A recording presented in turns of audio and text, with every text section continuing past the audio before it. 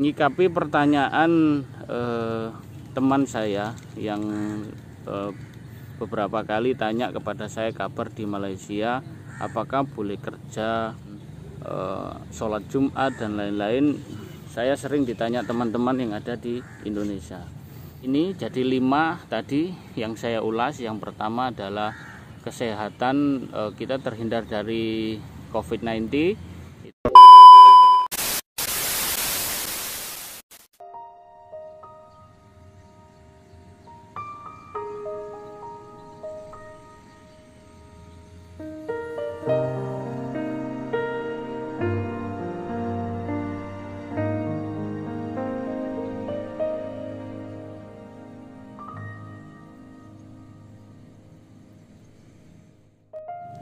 Yo,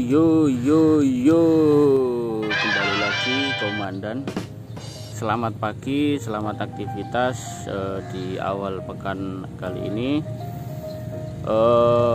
Malaysia terasa sejuk hari ini, terasa lenggang.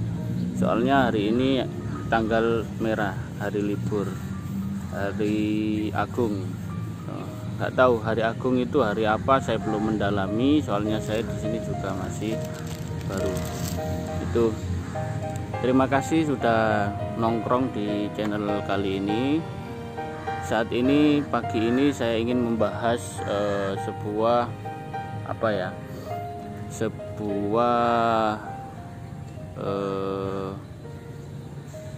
permasalahan COVID bagi TKI di Malaysia. Jadi kalau membahas masalah COVID ini kan memang sebenarnya belum selesai ya. Jadi masih ada tahap-tahap yang diinginkan oleh pemerintah atau kerajaan supaya kita selalu mengikuti SOP yang berlaku seperti itu. Oke, membahas soal COVID, kita harus membahas gimana strategi pemerintah dalam mengatur masyarakatnya agar terhindar dari COVID. Data terakhir saya lihat di statistik Kementerian Kesehatan Malaysia bahwa tren atau traffic COVID menurun sejak minggu kemarin, yang mungkin dari awal tanggal 2 itu 139, sekarang menjadi 37 case barunya. Oke, di sini saya bahas tentang Malaysia aja. Sebenarnya saya ini memang rakyat Indonesia, cuman saya tidak seberapa tahu tentang beberapa strategi yang dimiliki oleh pemerintah Indonesia untuk mengatasi COVID. Jadi setahu saya di sini kebijakannya yakni PKP, terus kemudian PKPB, terus sekarang mulai hari ini atau besok itu menjadi PKPP. Nah itu ya. Jadi itu strategi pemerintah untuk atau kerajaan untuk mengatasi pandemi COVID di Malaysia. Tapi kalau Indonesia itu ada namanya PSBB. Nah itu saya di sini hanya membahas sepengetahuan saya di Malaysia. Kalau di Indonesia jujur saya tidak seberapa tahu. Mungkin nanti kalau ada teman-teman yang sahabat-sahabat komandan yang ada di Indonesia memberikan penjelasan kepada kita atau kami yang rakyat Indonesia yang menjadi TKI di Malaysia juga boleh-boleh saja, dari vlog atau dari mana terserah. Yang jelas saya ingin menge-share, tidak membanding-bandingkan yang mana yang lebih baik, mana yang lebih buruk, bukan. Jadi ini sepengetahuan saya dalam lingkup dengan aturan pemerintah atau kerajaan Malaysia. Jadi menyikapi pertanyaan teman saya yang beberapa kali tanya kepada saya kabar di Malaysia, apakah boleh kerja, terus apakah boleh kegiatan semacam olahraga, terus kemudian sholat Jumat dan lain-lain. Saya sering ditanya teman-teman yang ada di Indonesia. Nah, jawaban saya sesuai prosedur pemerintah atau kerajaan di Malaysia, yang mana para warga asing atau seperti saya ini TKI, pekerja yang dari luar negara Malaysia ingin bekerja di Malaysia, itu harus memiliki 5 syarat. Jadi 5 syarat ini harus dipenuhi dari seorang TKI seperti saya ini. Apa saja itu?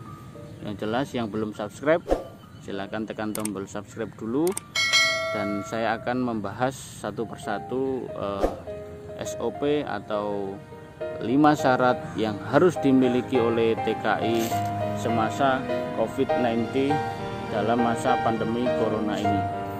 Oke, yang pertama, kita boleh kerja atau boleh aktivitas sehari-hari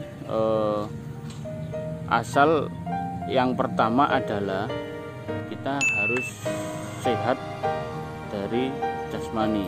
Itu yang paling penting. Jadi kita kalau mau kerja nggak sehat, itu artinya kita tidak bisa melakukan hal sebaik mungkin. Jadi kita harus sehat, itu yang pertama.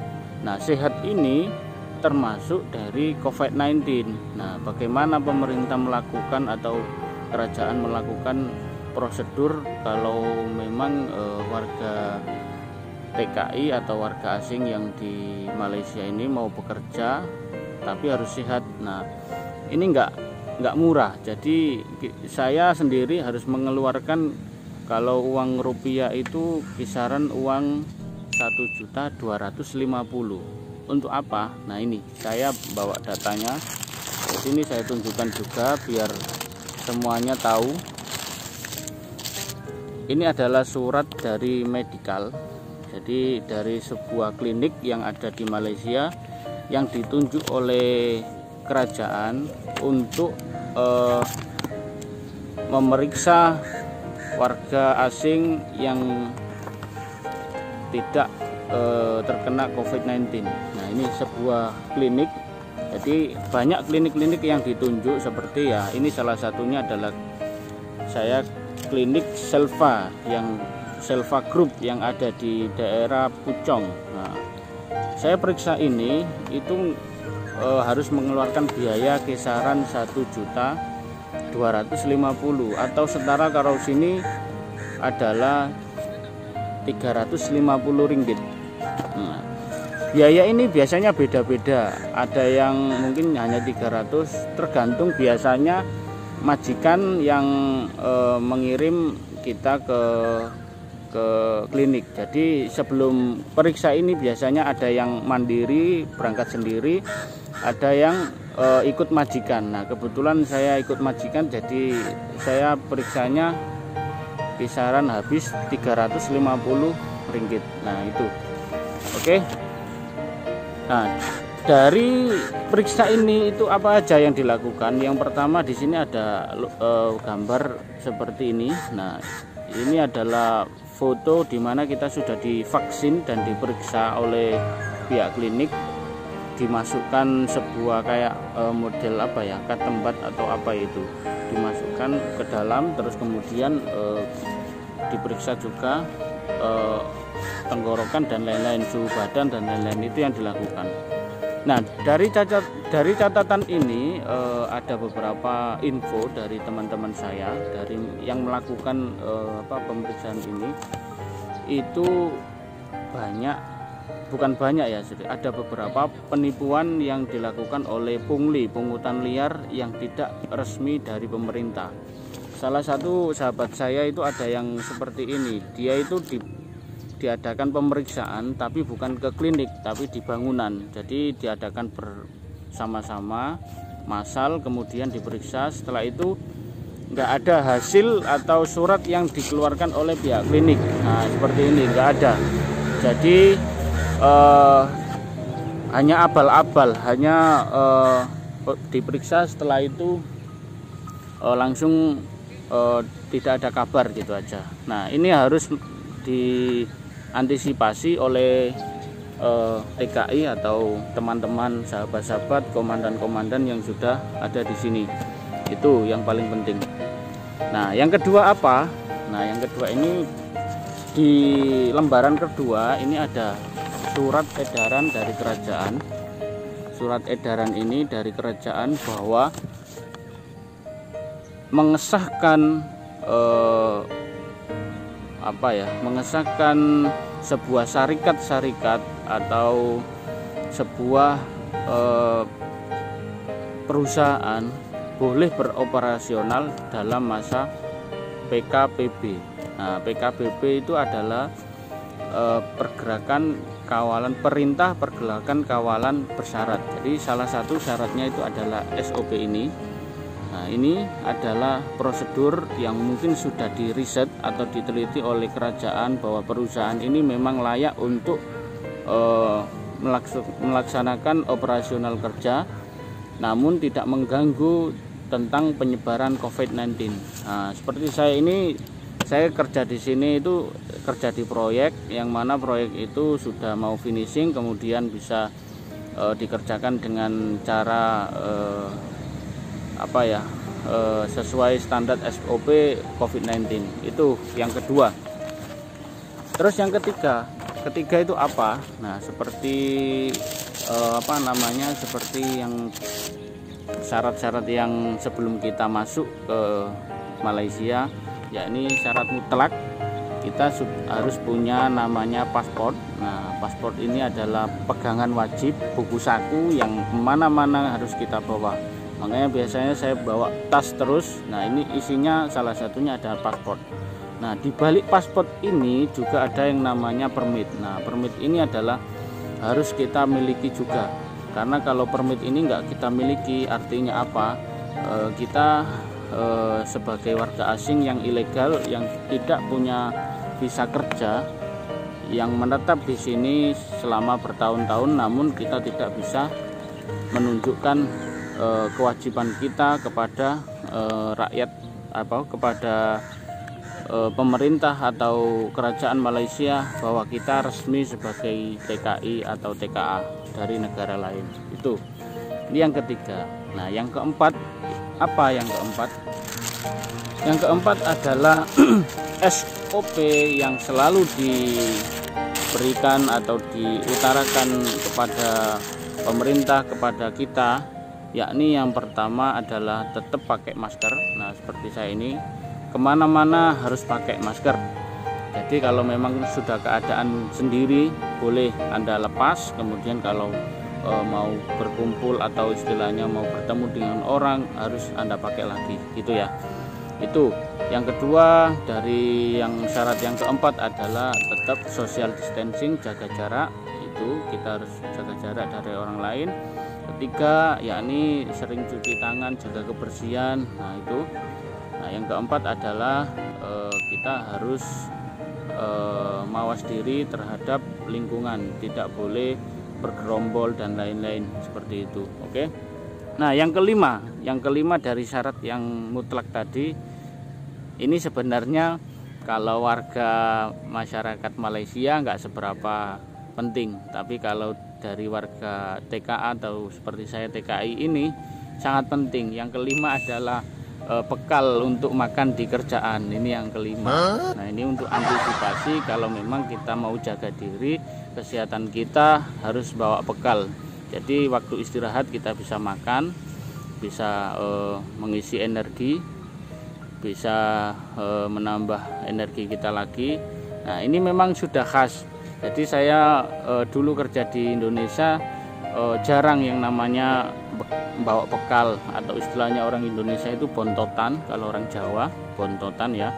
Nah, tapi di sini sangat mutlak, sangat wajib karena kita harus hemat. Nah, sebagai TKI kalau memang mau hemat ya itu yang dilakukan. Kalau nggak bawa bontotan kita harus makan keluar, habis biaya banyak, itu ya.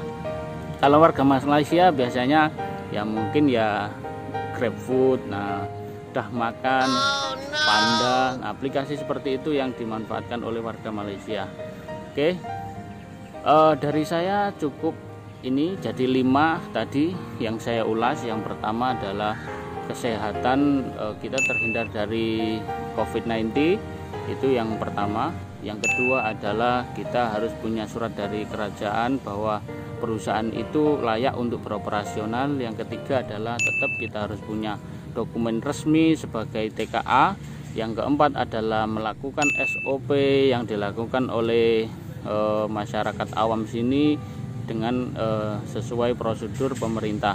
Yang kelima adalah bontotan. Kalau memang komandan-komandan semua suka bontot ya silakan bontot. Kalau puasa ya semoga aja puasanya diterima Allah Subhanahu wa taala. Amin. Oke, dari saya di sini saya tidak membandingkan, tidak membahas yang di Indonesia. Ini yang saya share adalah yang di Malaysia aja sebagai saya TKI. Semoga semuanya sehat selalu, dan yang penting yang belum subscribe silahkan tekan tombol subscribe karena subscribe itu gratis. Semoga channel saya ini bisa menambah ilmu dan menambah manfaat, dan dari saya sukses selalu Komandan. Terima kasih. Assalamualaikum warahmatullahi wabarakatuh.